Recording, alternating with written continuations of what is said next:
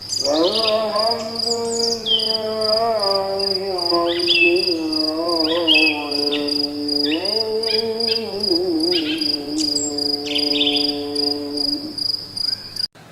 saya megang kunyit. Dari tadi saya ngamatin kunyit. Apa nih kunyit ini kan? Nanti kita akan bahas sedikit kunyit. Dan nanti ada resep baru yang belum saya share. Nanti berkaitan dengan kunyit ini untuk memperbaiki badan kita. Baik, Ibu sekalian. Jadi kemarin ada beberapa waktu lalu saya bertemu dengan ada kru TV lah. Mereka cerita ada pasien dalam acara mereka, ada ruqyah seperti itu yang diruqyah. Kemudian pasien tersebut ya seperti biasa karena mungkin ada gangguan jin atau sihir, akhirnya bereaksi. Setelah pasien itu tenang, orang itu tenang, teman-teman sekalian, akhirnya si pasien tadi ya dikasih kurma sama tempe yang kita sering buat itu ya, mungkin sudah pernah dengar ya.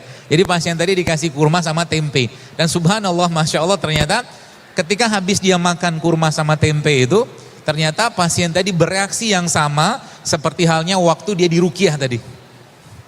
Jadi seperti orang kena jin lagi gitu kan.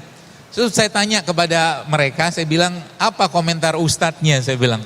Jadi ustadznya bilang memang ternyata jin tuh nggak suka makanan sehat. Iya, jin tuh nggak suka makanan sehat.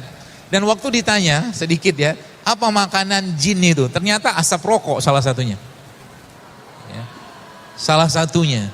Ya, jadi saya pernah berpesan bagi yang merokok, enggak apa-apa, teruskan merokoknya, jangan lupa baca basmalah ketika mau merokok, dan ketika selesai rokoknya ucapkan alhamdulillah. Ya, sudah menginstal gen awet muda. Gen awet muda maksudnya memang rokok tuh bikin awet muda, nggak sempat tua mati duluan, awet mudanya kata guru saya gitu kan. Baik. Jadi ternyata memang mereka memang nggak suka. Jadi memang jiwa kita itu, teman-teman sekalian, ya ruh kita ya atau iman kita itu, kolbu kita sering sampaikan, memang dia nggak suka dengan makanan nggak sehat. Ya, dia nggak suka dengan makanan nggak sehat, apalagi nggak halal. Ya, dia sukanya dengan makanan yang halal dan thayyib dan tidak berlebihan. Itu sebabnya dalam Islam sering saya sampaikan bahwa dalam kajian-kajian saya sampaikan bahwa masya Allah ternyata kalau mau ngobatin penyakit itu gampang. Ya, seperti tadi Pak Samsu gitu kan, ngerti ini masalahnya apa gitu kan. Tubuh kita tuh sekarang saat ini kenapa jadi masalah? Karena pertama dia yang justru malah kita tidak banyak kasih nutrisi atau kasih zat gizinya, itu justru malah organ yang paling penting dalam tubuh kita. Organ tersebut namanya apa? Kolbu. Kita nggak tahu organ itu letaknya di mana, tapi Nabi pernah menyebutkan sebuah hadis, kata Nabi apa? Iza sholahat sholat jasad kulluhu wa iza fasadat jasad kulluhu. Contoh begini. Kurma ini makanan sehat teman-teman sekalian. Ya, sangat sehat ya. Ya, dia mengandung besi, dia mengandung kalsium, dia mengandung berbagai macam bahan penting dalam tubuh kita. Tapi kalau seandainya kurma ini dimakan berlebihan, pasti muncul masalah. Seperti itu. Nah, pertanyaannya, bagaimana kurma ini bisa menjadi makanan buat raga kita? Ya gampang, tinggal ambil kurma makan selesai, sehat kita. Tapi pertanyaannya, bagaimana kurma ini bisa menjadi makanan buat kolbunya kita? Caranya adalah Anda makan 1, 2, 3 butir kurma, lalu kurma tadi Anda kasih ke orang lain. Paham ya? Anda kasih ke orang lain, maka dia akan menjadi makanan buat kolbunya kita. Berupa apa? Berupa kasih sayang, berupa cinta, begitu. Ya, jadi waktu kita memberi sesuatu kepada orang lain dalam bentuk sedekah, sebenarnya kita bukan memberi fisik, tapi kita meluapkan perasaan atau mengalirkan atau menyalurkan perasaan kita kepada mereka. Itulah yang Nabi katakan, semakin sehat kolbunya, semakin sehat raganya. Jika kolbunya bermasalah, pasti raganya akan ikut-ikutan bermasalah. Ya, dan itu bisa kita pakai sebagai salah satu bentuk pengobatan. Itu sebabnya sering saya sampaikan di berbagai kajian saya katakan, coba ketika lagi ada sakit, jangan ujuk-ujuk datang kalau misalkan nggak emergensi. Jangan langsung katakanlah datang ke rumah sakit kalau tidak darurat ya. Jangan datang langsung ke terapis, ke herbalis, ke pembekam. Jangan, datang dulu ke Allah. Temui Allah. Berwudu dulu, sholat 2 rakaat, minta petunjuk sama Allah. Karena bisa jadi obatnya, sakitnya seseorang itu hanya mungkin dari sedekah yang berikan pada orang lain.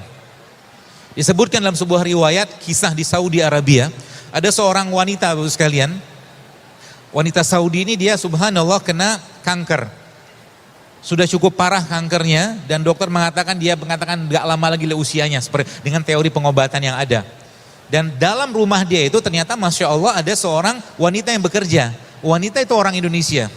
Menariknya ternyata setiap per 2 jam, wanita tadi, orang Indonesia tadi, itu pergi ke toilet, ke kamar mandinya. Apa yang dikerjakan? Dia awalnya bingung, ini apa ini orang, kenapa bolak-balik kamar mandi? Ya. Dan Masya Allah tabarakallah akhirnya baru ketahuan bahwa wanita tadi punya anak bayi di Indonesia dan setiap dia ke kamar mandi itu membuang ASI-nya. ASI-nya dia buang. Ya, bayangkan. Dan ketika wanita Saudi tadi mengetahui kejadian tersebut, ini kisahnya masyhur sekali waktu itu di Saudi. Dan subhanallah akhirnya apa? Dia suruh pulang karyawan tadi, dia punya khadimat tadi, pembantu tadi, dia suruh pulang, kamu pulanglah, gajimu tetap saya berikan dan nanti kalau kamu pulang kabari saya ke sini. Kalau kamu pulang lagi ke Indonesia, dikasih kesempatan 6 bulan untuk menyusui anaknya. Nanti kalau kamu mau pulang lagi, kabarin saya akan ongkosi lagi kamu balik ke sini. Dan subhanallah beberapa lama kemudian, wanita itu pulang. Dan waktu wanita tadi dicek lagi sama dokternya, ternyata kankernya sudah hilang semua. Ini yang saya katakan solusi spiritual. Solusi spiritual yang banyak umat Islam tidak pakai. Atau lupa bahwa Islam memberikan pedoman yang luar biasa. Ketika cinta itu disebarkan, ketika kasih sayang itu disampaikan kepada orang, diberikan kepada orang, maka Masya Allah efeknya luar biasa. Contoh, ketika kita memberikan uang kepada orang, ini contoh saja 5.000 ya, atau mungkin 2.000 atau berapapun lah, 10.000 yang uang-uang jumlah kecil gitu kan. Orang itu ketika menerima uang kita, ya pasti dia akan mengucapkan Alhamdulillah, terima kasih, Masya Allah, Alhamdulillah, seperti itulah. Coba teman-teman sekalian, ya kita mulai menaikkan ya derajat atau mungkin pintu atau keran perasaan kita itu kepada orang lain. Ya dengan cara apa? Misalkan biasa ngasihnya 10.000, sekarang kasih 100.000. Biasa kasihnya misalkan 50.000, sekarang kasih 200.000. Dibuka kerannya lebih besar. Sebenarnya kita membuka perasaan lebih besar dan perasaan seperti itulah nanti akan langsung ke langit. Karena itulah bentuk rasa cinta kita kepada Allah dengan memberikan sesuatu kepada orang dalam bentuk uang sebagai simbolnya atau mungkin apapun bentuk sedekahnya. Seperti itu. Ya, itu yang saya katakan solusi spiritual. Maka umat Islam kalau menggunakan solusi spiritual tadi sebenarnya banyak penyakit bisa hilang,